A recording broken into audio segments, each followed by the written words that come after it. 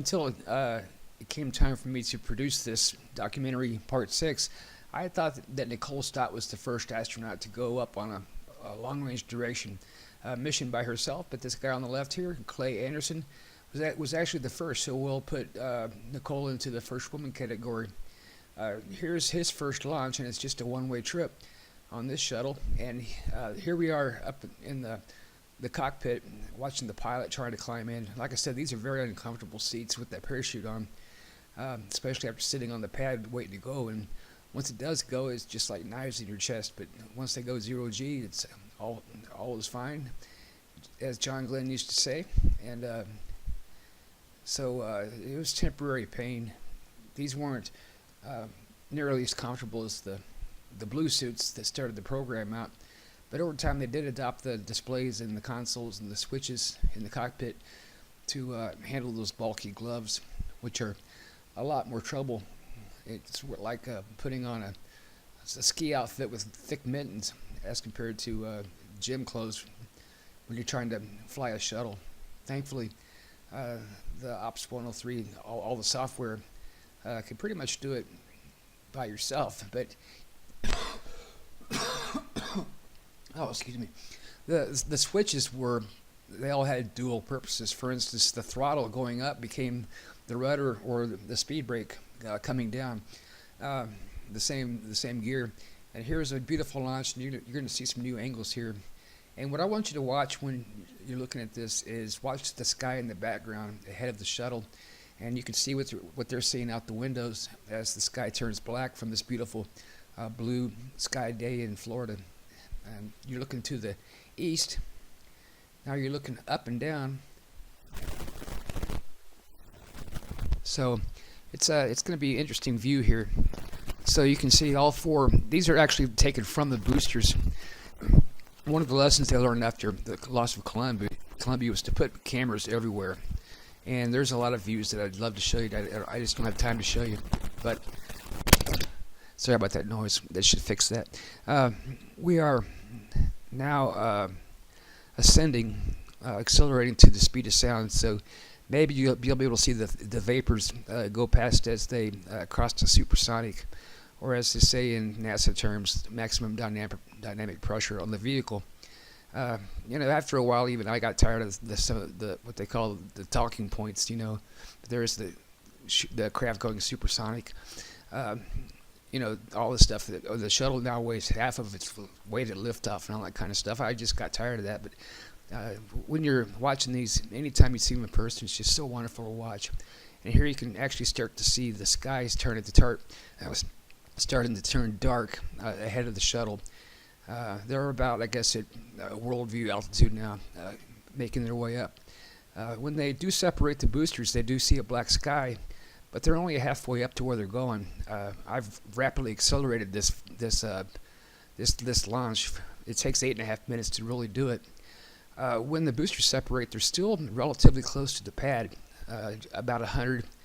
I guess not even 100 miles out, because the boosters will go up and fall at 41 miles downrange from the Kennedy Space Center, and they'll be picked up by barges and brought back. And here we're getting pretty close to in a black sky just staging. And like I said, since these are attached to the boosters, these cameras will be departing the shuttle momentarily. And already you can see the curve of space, and you can tell just by that flash that they're about ready to separate. They really put on a show right there the last few seconds as they empty out the fuel on the boosters, and there they go. Bye-bye shuttle. What I always want you to appreciate that you don't see, once in a while you see the shuttle, there you go. What you don't really appreciate watching this on TV is both the shuttle and the twin boosters are still going up very rapidly. What's happening is they would just both stay together, but since the shuttle still got power, it's just blasting ahead of the inertia of the boosters. But they're still going up for quite a ways. They'll reach about 41 miles altitude, and then on a parabolic arc, fall down into the ocean with parachutes opening at the last minute. You can see the launch pad back there. and we're still on the camera view of the tumbling boosters. Now we're back on the shuttle at the external tank. What happens is, in the background there is the launch site, the Kennedy Space Center, and you could still at this point see this pretty well from Clearwater on the other side of Florida. So the people on the ground still see that star in the sky. Excuse me. So there's Clay up in space for the first time, and I apologize to him for missing this entirely. Peggy Whitston's up there right now. That's actually her. Looks like in command of this mission as well. That's her on the left. So she's greeting the crew up on the International Space Station. And you can really see just how sophisticated this thing is getting towards its completion.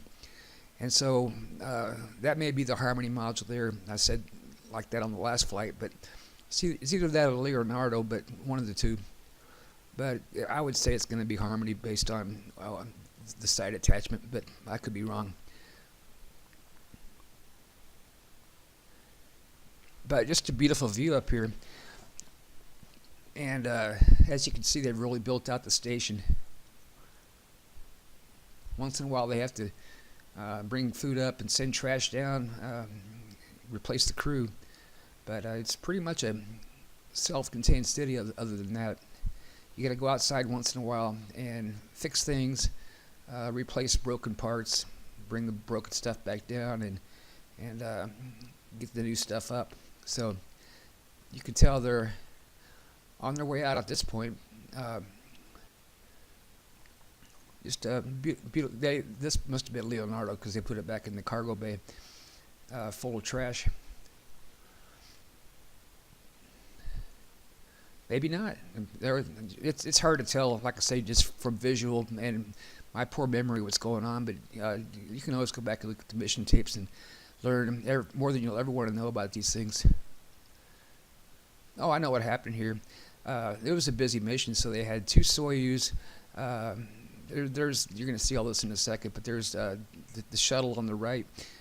They had two Soyuz, and I think on this one or the next one they had a Progress vehicle also come up from Russia, Kazakhstan, and whatever, in occupied Russia.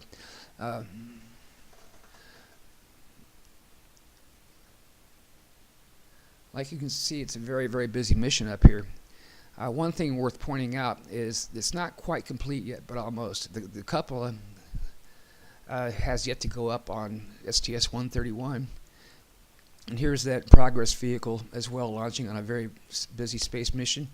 And it actually was one of those that didn't lose its third stage and crash on land in Russia. It actually made it to space and up to the station. These are unmanned. It proved it could be done, so that's what gave inspiration for SpaceX, Space Dev, SNS, Orbital, all these different companies to do this with their own rockets. ULA's probably got the best track record. And here we go, after his months in space on the station and on his pioneering flight into space without ever having landed, he's going to say goodbye to this wonderful home. He will see it one more time, and he is at Spacefest. And this is an interesting tour of the station.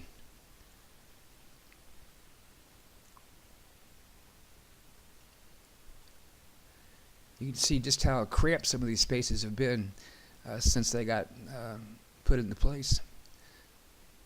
But it looks like we're leaving the shuttle middeck at this point. Yeah, that's the shuttle middeck.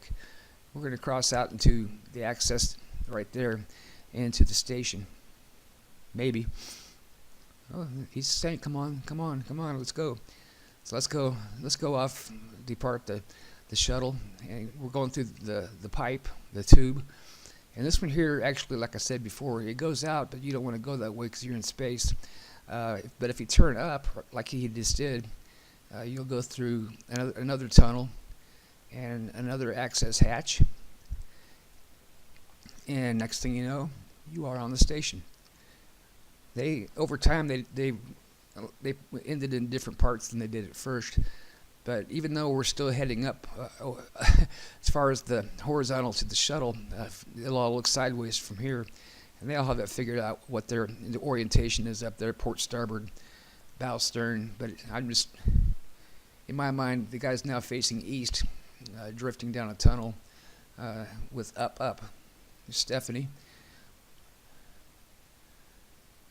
And once again, the next crew is already on board. They're taking their tour of the station. He's been there for quite a while, but he's going to be going down here pretty soon on the next shuttle flight. So as you can see, over time, they've developed a lot of side modules that they can go to as well. So they've really built the station out. It's just really wonderful. So they can it's quite a maze. And if anything goes wrong, it's going to be a real mess. I guess I can close these hatches, but some of them have pipes and stuff running through them, so that's going to be a little bit more difficult than you think.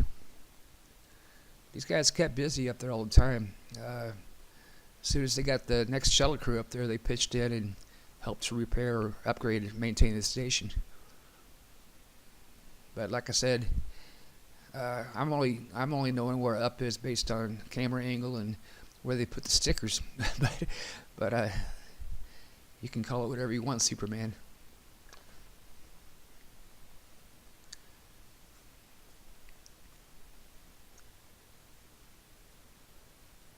It is actually hard to go all the way through that thing on one shot, even though I guess if you're NBA quality, you probably could. But there's always airflow through that station, so you're going to get some wind no matter how you try to do that.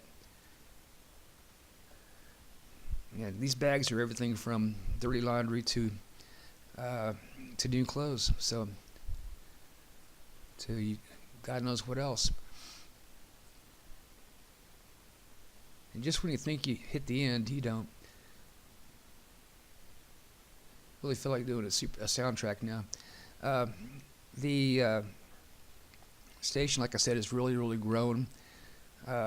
Thankfully, they put labels on closed hatches saying what's on the other side, like the Navy does, so you don't end up killing yourself opening a hatch. It'd be hard to do anyway because they all open inward. And but you could certainly, if you had enough strength, depressurize the whole space station just by opening the wrong hatch, if you're not careful. But these guys are all pretty trained, and hopefully they don't sleepwalk. And here we go into the side hatch where you're going to see, I can already tell it's Russian all over the place. Supplies, and that's the Soyuz capsule beyond that. So the quick way home in case something goes wrong is to find your way down here and get in and get out. And here we continue a tradition with not very many spaces left of putting your crew sticker on the station. And like I said, they're really running out of room. There's Peggy. I think she probably went down on a Soyuz, but Clayton is right here on the left, is saying goodbye to her. And you can tell he was very moved to finally be done with this historic first mission, and he will be back up again on 131, I believe. 132. That's the one that the late Dr. Poindexter commanded. And boy, I tell you, I got so frustrated with those scrubs. I drove 188 miles many times for nothing, and it was all due to an RTLS delay that in hindsight you wait 10 minutes to see, well, they could have gone after all, but those guys don't really put much weight into driving 188 miles to watch a launch for spectators who are also taxpayers that pay for this. Another beautiful sunset. Yeah, I got so mad because I was just not convinced RTLS could work anyway, and so I was like, just get the darn thing off the ground and let's get some good film and get out of here on both sides. But it did eventually go, but when it did go, I was just so frustrated. I don't even think I turned on the news or even looked out the window. But it's just one of those things. I was so frustrated after all those delays and all that driving and all those unnecessary scrubs. But here we are on reentry, and it's Stephanie on the right.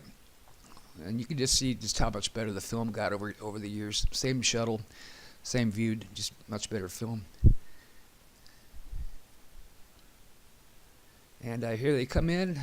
There's Florida looking south on the east coast. Get to make a right-hand turn for a landing on runway 33.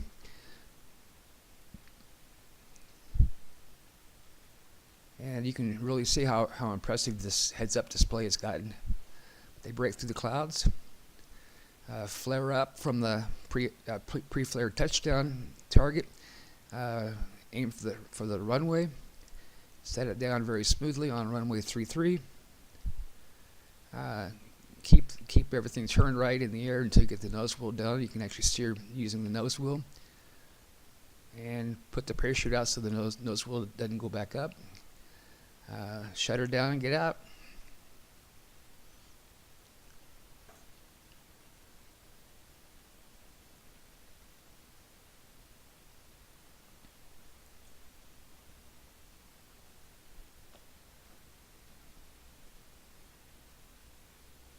Beautiful bird. And well, once again, I got to throw in Ed Rezak here from Goddard. Anytime you get the shuttle involved with Hubble Space Telescope, he's going to be involved as well, developing what they needed. Now, there's two main power buses on the Hubble, and one of them had failed, and they were on the second one, and it looked like they were just going to let it die. The pressure was so great to retire the program, and there just weren't any flights to go up there on this last 28.5 degree climb up to 350 miles.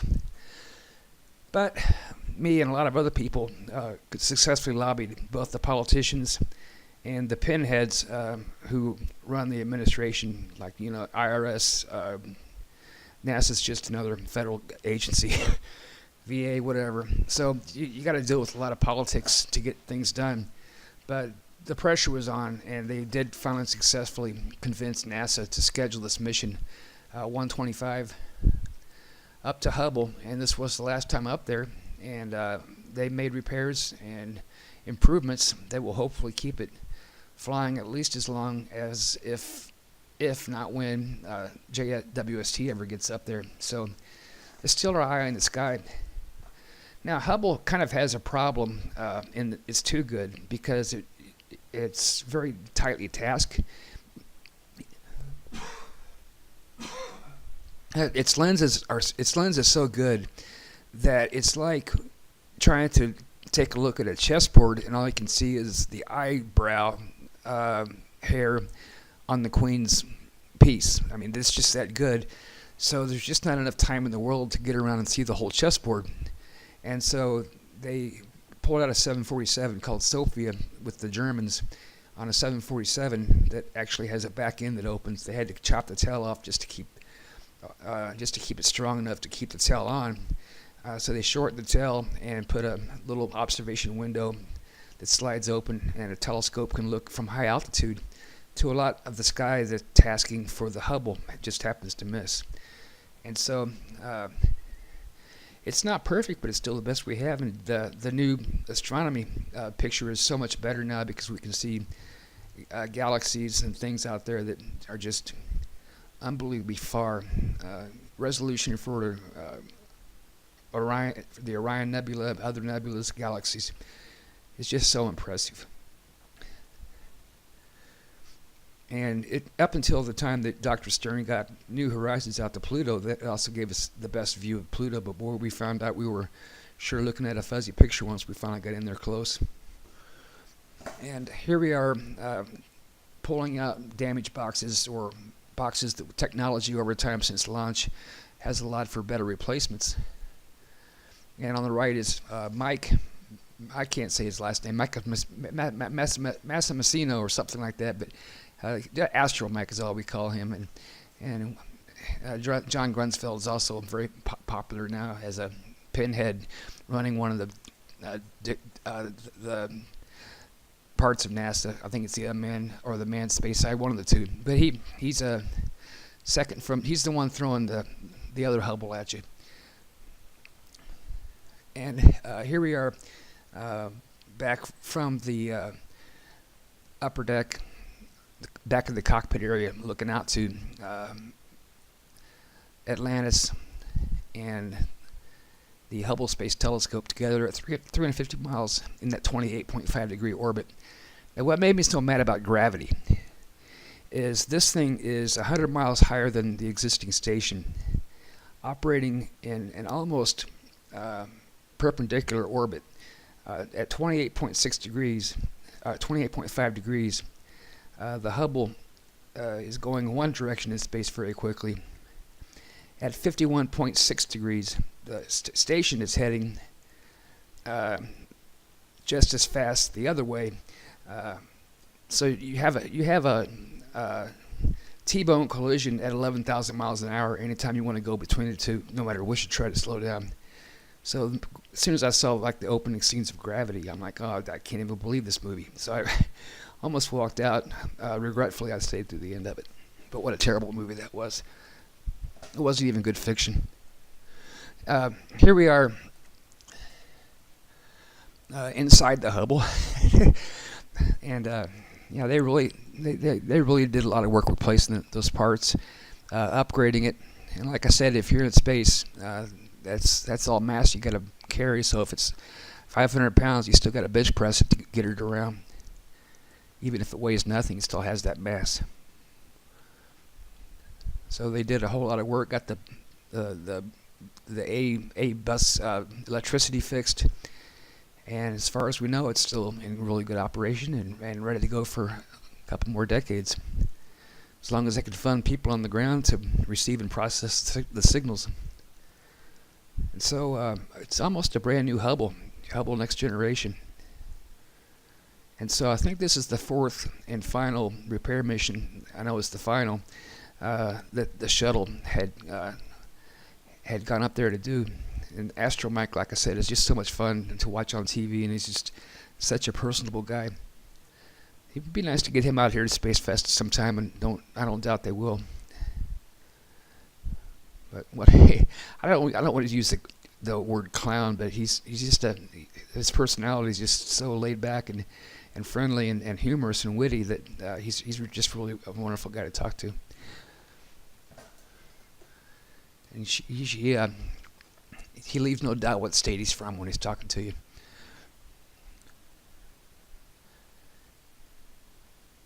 Or his ancestors' country of origin either. And so, bye-bye, Hubble. You've been very good to us. We astronomy nuts just love you to death. And thank you, NASA, for getting that thing up there and keeping her in good shape.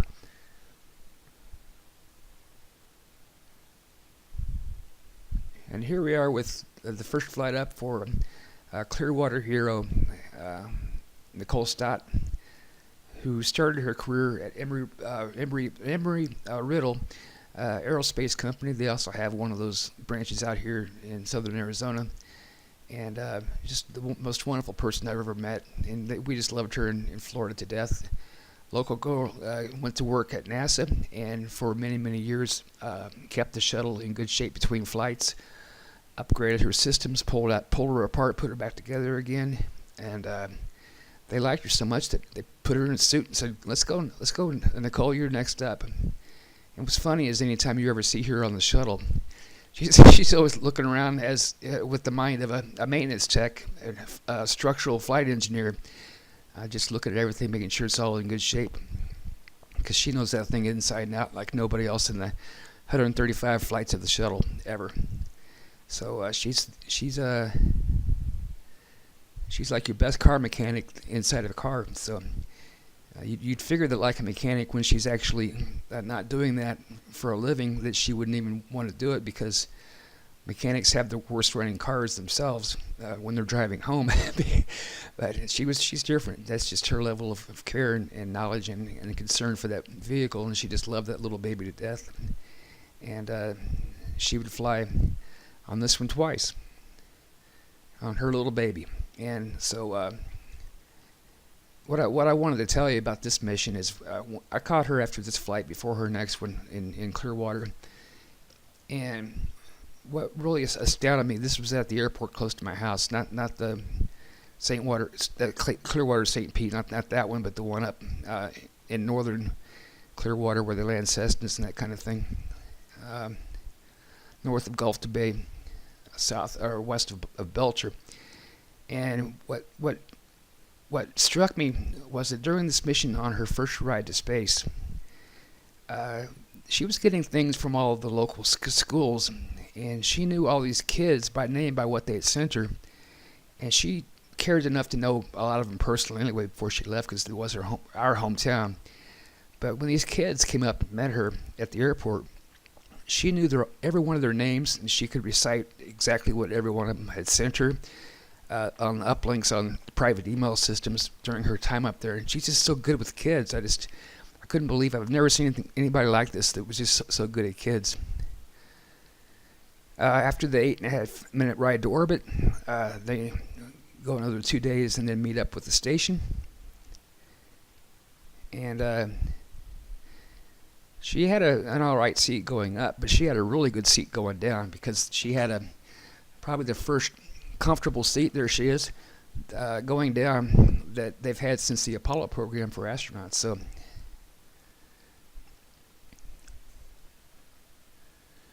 she would not go down on this one, though. She'd stay up there and the shuttle would go home without her.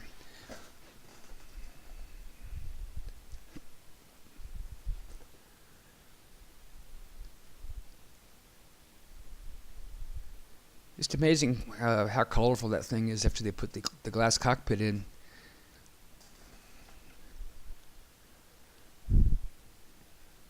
But checklist, page 4-alpha, whatever. It's just, some things will never change at NASA, but that's the culture there. I'd say that Musk guy's really shaking up things as far as how he does his informal launches and things like that, but there's not men involved, so there's a lot less stress. Well, there are men involved if the thing goes off course, but it's a lot less, I guess, seriousness in those. But you can tell she's just having a blast up there, and she's not even on the station yet. She's down in the mid-deck, and all that stuff's going to go to the station once they get there. Pretty cramped going up there.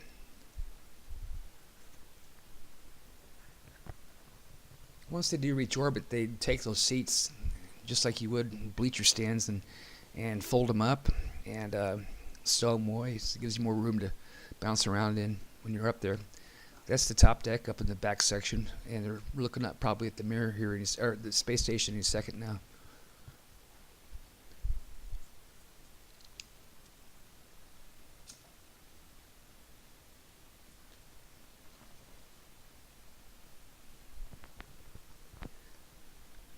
And there is the shuttle up in space next to the space station coming up.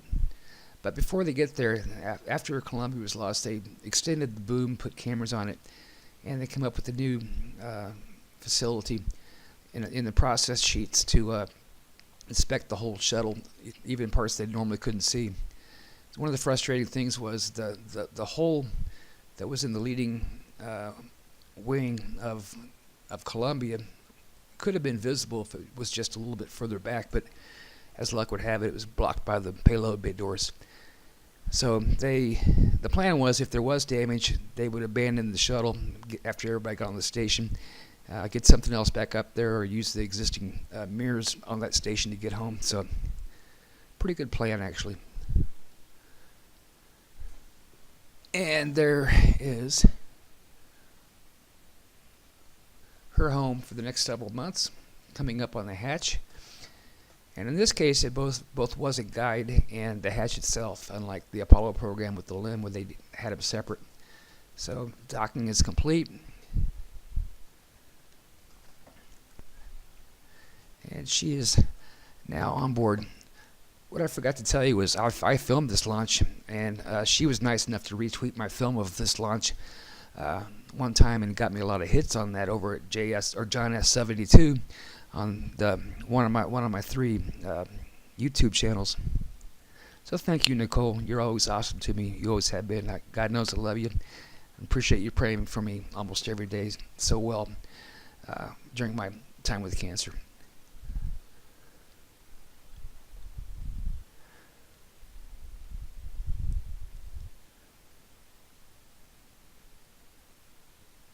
what you see is what you get. If you see her in person, she's exactly what you see here. Just a wonderful person, very friendly, he's very smart, and well, you got to remember what her roots were as just an average, everyday aerospace worker, one of millions in the world. And like I said, she considers herself lucky that she was selected to fly as an astronaut without even really applying for the program. But she's just that good and likable and knowledgeable and responsible. And like I said, it takes a lot of character and integrity for NASA to trust somebody to go up on a long space voyage like this on their first mission, because normally what NASA would do is to put them up for a short flight, make sure they don't freak out or open a hatch or go crazy. But they had enough confidence in her, they let her go up there for months at a time with no backup plan on her first launch.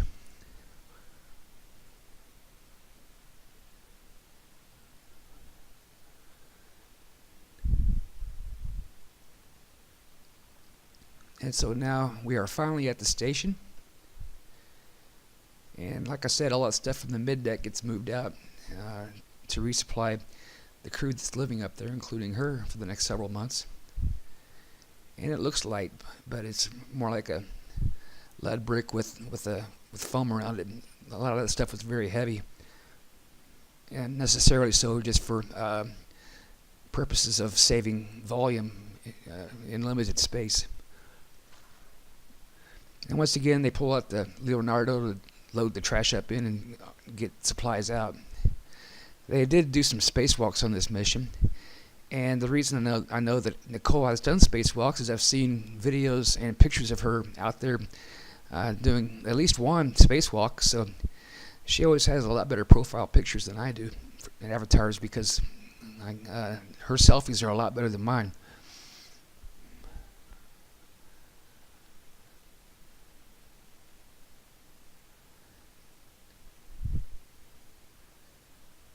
It's always hard for me to remember in hindsight what they're doing on all these missions, but they were all very busy. And chances are what they're doing now is either repairing parts of the outside of the station or loading up outside. They have outside storage bins like you would in your backyard sheds, actually attached to the outside of the station, and there they put spare parts in there and take them out as necessary when there's no shuttles around to repair broken parts on the outside of the station. So they keep a pretty good shelf full of spare parts up there, which is a really good idea. So anytime you see big boxes that won't fit in the trunk, that's probably what that is. But like I said, I saw the Leonardo getting built, and it looks very much like all the other modules, except for this one detaches after the transfer is complete, and they put it back in the payload bay and close her up and take it back down and unpack it on the ground.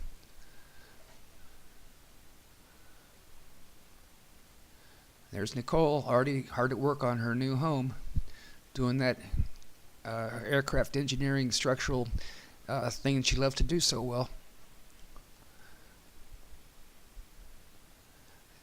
I finally had confidence after Columbia was lost that they had a really good ship, and all their lessons learned and reevaluations based on the fact that she knew that thing better than everybody else, and if she had confidence in it, so should everybody else. And here's Supergirl carrying stuff around and packing things up.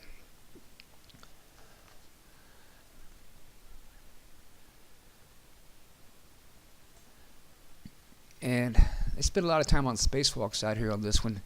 Like I said, unlike most of the video before, for most of these spacewalks, they actually originated them from inside the station with an arm capable of reaching out to the shuttle at any point to do the work in the payload bay without using that robot arm.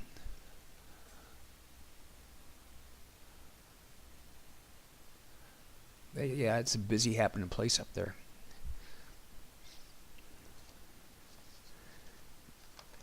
She actually officially became part of an expedition crew, but I get those things so confused because they change out all the time with shuttles and mirrors and everything else. that it became very confusing for me to keep track of what the numbers were on that. It was hard enough the way that NASA numbered their shuttle launches, because you're seeing them in two conventions by me. One is the actual STS number, and the other one's the one arbitrarily assigned by NASA, I guess based on when the funding came through or when appropriations came through. But you can really see just how technologically advanced the station had become in that time. And once again, this flight was before the cupola, but they still had a lot of cameras going outside to take a look at what's going on out there during the activities. I will pay her $100 to do this too on the ground. $200.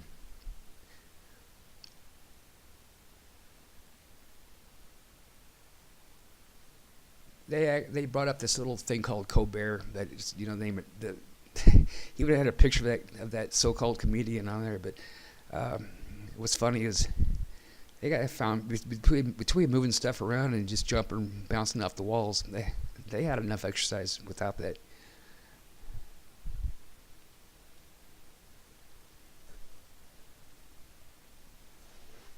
But it was such a pleasure to actually watch this launch, and for the launch itself, you could. What they don't tell you is there was so much lightning at the pad. I really thought they were going to hit the pad with the full shuttle. The clouds moved off to the east, but in my film, you can still see a lot of lightning in the background, even during the launch. So that was kind of a close call to launch with all the triboelectric power around you. But they did. They had a really good window, and as it turned out, I could almost see that thing at least into the roll up head of the roll up of the shuttle at the 6-minute mark. So what it looks like from the ground, because of the curve of the Earth, is it's always going down the horizon as it gets smaller and smaller, and then goes over the horizon. But it's for the most part climbing.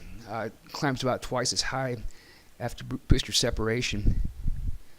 Reaches a point about 66 miles. And at that point, it actually starts losing altitude as it guns it for speed. So the last 4 minutes of the flight are just acceleration, and inside they're gunned up to 3 Gs, going up to 17,000 miles an hour. Cheers. And they're basically on a very slowly declining glide down. There's not much room left on that one.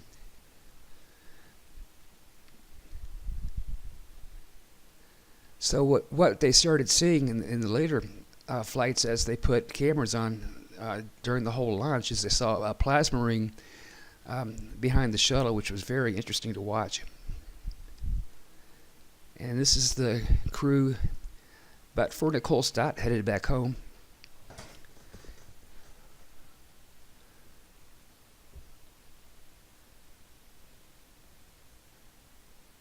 And almost a bittersweet moment here, but she's first time up, and her baby's leaving without her, and she'll be the one closing the hatch.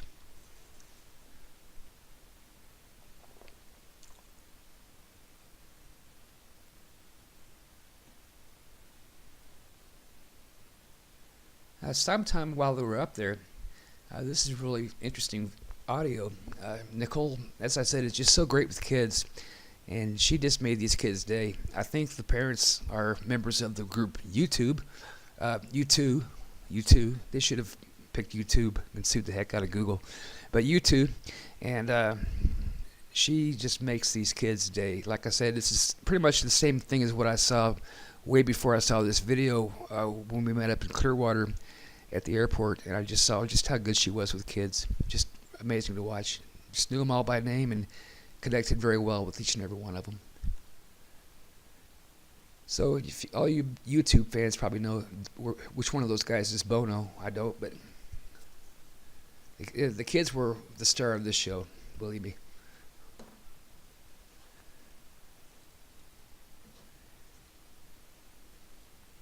Just watch this girl.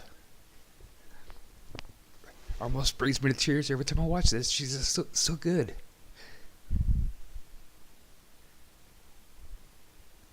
So I always tell all the reporters around here at Spacefest, they got to make a special point to go meet her and chat with her and just find out just how great this girl is.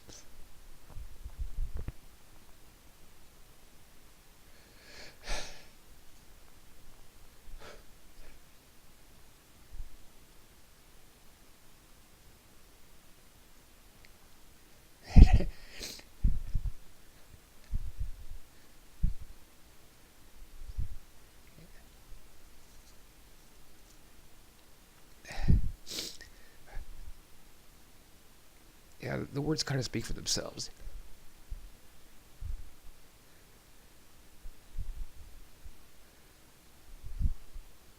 In pictures, they will give her a standing ovation. You'll see.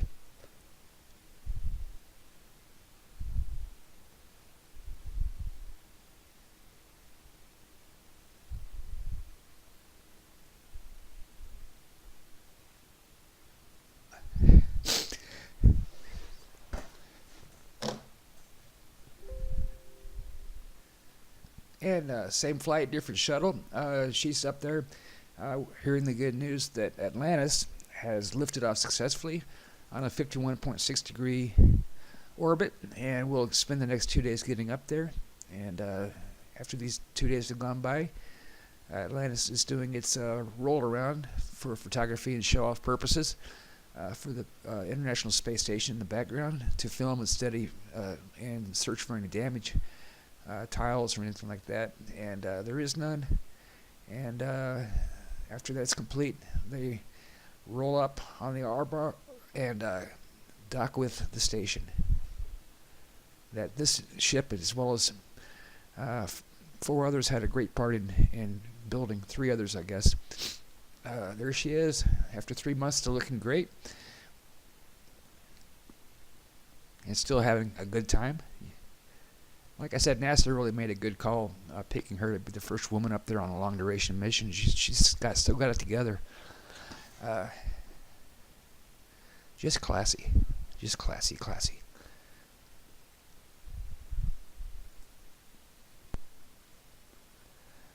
Somehow, I'm really not sure how this happened. She accidentally hit yes on Facebook and became my friend, and really made my day sometimes by taking the time to interact with me and pray for me while I had the cancer, and wish me the best.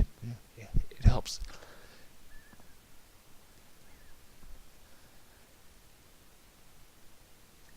This is I cut this off. I cut the first half of this off because the station had become so big by then. Just the tour became so long. But here's Will's, I think, giving you a really good view of the station and all the side attachments that are now available. They actually have a whole lot of room up there now. And like I said, it's very easy for almost anybody on Earth to look up and see that thing spend 6 minutes going horizon to horizon as a very bright object in the sky. It's just that big.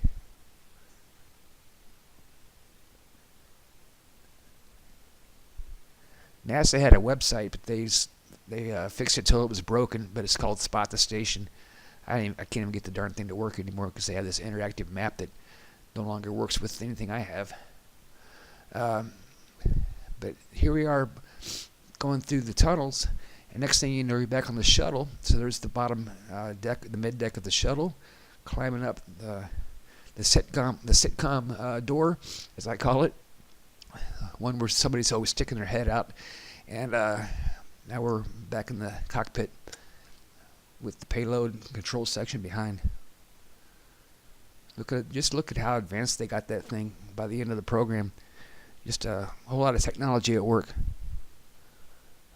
And nice view up to the station, and after a while they're going. So Nicole's going home finally after all that time on the station. Almost complete. And here we are making a right-hand turn, looking south, down the hack, turning at the 180, and we're down at the 90, and making that right-hand turn for a landing on runway 33, and her next landing will be on 15, so she gets to see both of them. So here we are approaching from the south, actually 330 degrees, because 360 is actually that north-south road you see down there.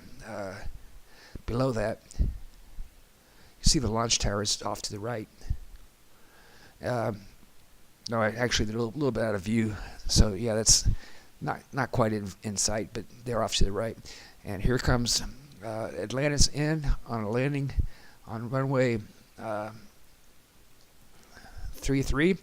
This is another one of the few landings I really got good photography from. I caught the thing racing right past the VAB and got some really good pictures of this landing. Like I said, anytime Nicole was involved, I tried to either be there, get off work, or at least film it from outside, from Clearwater. And in this case, I could see both the launch of one shuttle, the landing of another, and it's a whole different story for the next one, but I'll tell you about that when we get there. But here comes Atlantis in for a touchdown, and Nicole is in a very, very comfortable seat. We're not going to see her outside because she's in medical evaluation in a very comfortable couch. So she says the ride wasn't bad at all, coming in and hitting those G-forces after those months up there in space.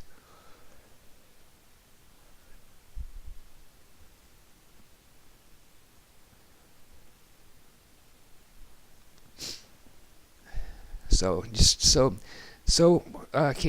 overemphasize. If you guys get a chance to meet her at Spacefest, please do, and one day you'll thank me.